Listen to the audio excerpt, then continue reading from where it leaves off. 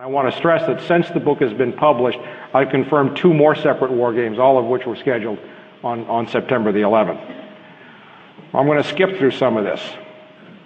This is all, does anybody doubt that Condoleezza Rice was lying when she said we had no idea that anybody would use a plane to crash as a weapon into a building?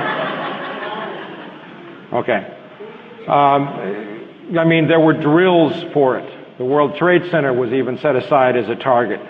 We've confirmed a number of lies. We've confirmed numerous lies and inconsistencies in the Keene Commission report. This is the quote from Richard Clark's book, where he says here, not a pretty picture, Dick. Dick Myers, himself a fighter pilot, knew that the days when we had scores of fighters on strip alert had ended with the Cold War. We're in the middle of Vigilant Warrior, a NORAD exercise, and that's the one where I got the email from Don Arias confirming later that that was a live fly drill. Here's the excerpt from the email that I received from Major Arias. Excerpt of email. NORAD Instruction 33-7, nicknames. That's all mil-speak.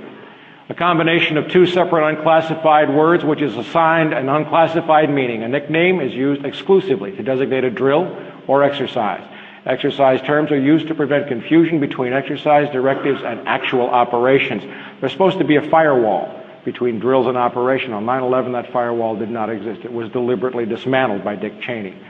Vigilant or amalgam means it is a headquarters NORAD-sponsored exercise. Guardian means it is a multi-command CPX command post exercise, which means there's no live fly. It's all a tabletop exercise. So on 9/11, NORAD was conducting a NORAD-wide multi-command command post exercise with no live fly. Other exercise terms include Warrior, JCS, Joint Chiefs of Staff, Headquarters NORAD-sponsored field training exercise, live fly. I have that in writing, along with all the email headers showing that that came to me from a United States Air Force officer. That's written confirmation. Now we come to the wonderful 9/11 Commission.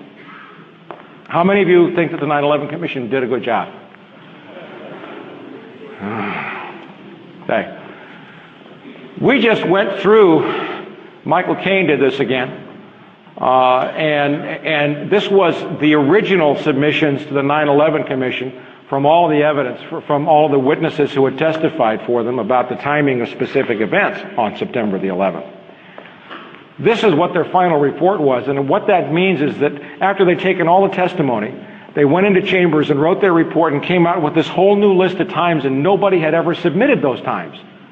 It's like the judge going into chambers in the middle of a trial, having looked at the evidence from the defense and the prosecution, and the judge walks out with a whole new set of evidence that nobody had walked into court with. And you know what the military said? Gee, thanks, we're glad you straightened us out.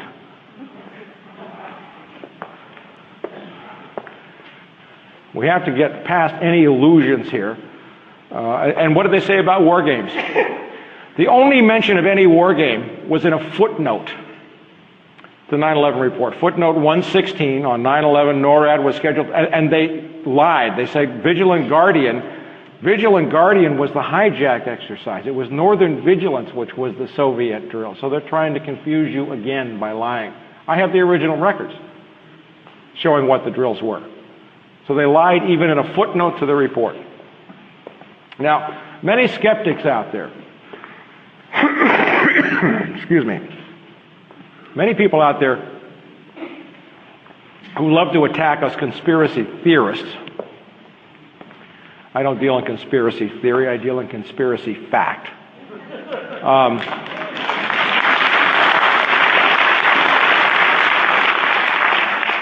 Say that it's impossible to have a conspiracy of this size with thousands of people knowing and somebody would have talked. And my answer is, you bozos, you buy it the line every time, don't you?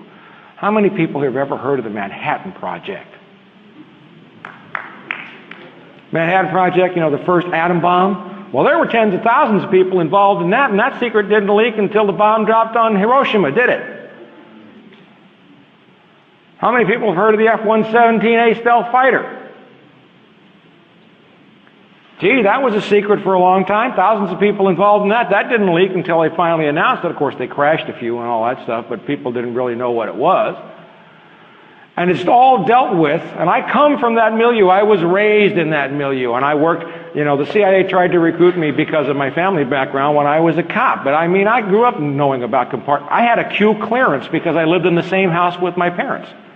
I'm serious, because my dad might have left his briefcase open. You deal with that by compartmentalization. A guy mining some uranium ore in Tennessee wouldn't have any idea that he was doing it for an atom bomb. A guy mixing epoxy resin wouldn't have any idea that it was to create a radar-proof paint or adhesive to go on the outside of a stealth fighter. And what you do need are certain key people in key locations who do know at least most of or a significant part of in a secret compartmentalized intelligence, SCI, that's an official term, operation. And I found several, but this is my favorite of all the ones in 9/11. Dave Frasca, who was head of the Radical Fundamentalist Unit, he stepped on 5 separate investigations, each one of which could have prevented the attacks. 5. He stepped on there was an investigation of 2 of bin Laden's relatives in early 2001. The White House issued an order which he then put out to the field saying, stop investigating these 2 brothers of Osama bin Laden who were living in Falls Church, Virginia, right next to CIA headquarters. That's a clue. That's a clue. Chicago agent Robert Wright, heartbreaking press conference where he cried and apologized to the people he had penetrated Al-Qaeda financing. Dave Frasca took away his computers, sent him down to the basement where water pipes were dripping on his desk. You should have heard of the Phoenix memo circulated by Kenneth Williams that was suppressed about all the guys taking flight training. And by the way, we'll deal with the hijackers briefly when I tell you that, 7 of them are still alive, according to BBC and ABC and Newsday and, major press sources. I believe the planes were flown by remote control. And I believe that at least 5 to 7 of them, we know that 5 had received training at U.S. military facilities. That came from Newsweek magazine. And so some of them, I think, were government agents who were still alive. And the others were cannon fodder. The others, they call them the muscle guys, I think they all died on the airplanes that were being flown. Interesting now, we just had Donald Rumsfeld leak, slip of the tongue, that Flight 93 was shot down. Well, I proved that 93 was shot down. I think what happened was the passengers broke into the cockpit and found out there was nobody there. Now, what are you going to do then? You got to kill everybody on board, because how are you going to explain that? The Phoenix memo was sat on by Dave Frasca. Then Colleen Rowley, Time Magazine's Woman of the Year in 2003, remember her? See, she was the one in Minneapolis who was, saying, how come that FBI headquarters they're suppressing our investigation. They won't let us into this computer. We know what's in here. Do we have to wait for Osama bin Laden to crash a plane into the World Trade Center? I mean, and yet she had Zacarias Moussaoui in custody. And Dave Frasca had completely destroyed that investigation. Then we have Carnivore intercepts of email, which is an email intercept program, very sophisticated technology, also tied to Promise Software, where they can intercept all your emails. And they do it with some really great word recognition technology and so forth. But they had a warrant. And this FBI agent walks in on this big warrant where they have all this take. That's the intelligence term. It's the raw data is the take. And he saw that in the midst of these tens of thousands of emails, or 5,000 emails, about Al-Qaeda and terrorist suspects and people wanting to blow up the U.S., there was an email from some Mary Johnson in Denver, Colorado. And according to the official story, the FBI agent was so upset that this innocent civilian had had her privacy violated that he destroyed all 5,000 emails. Now, look, I know a little bit about the FBI. First of all, the FBI never destroys anything.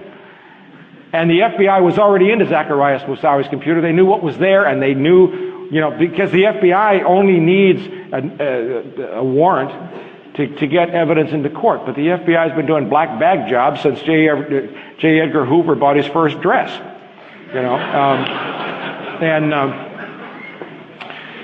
Kenny just wrinkled his brow over that one. So, the FBI could give a hoot about somebody's civil liberties. But Dave Frasca was in charge of that too. Now, what happened to Dave Frasca after 9/11? He got promoted.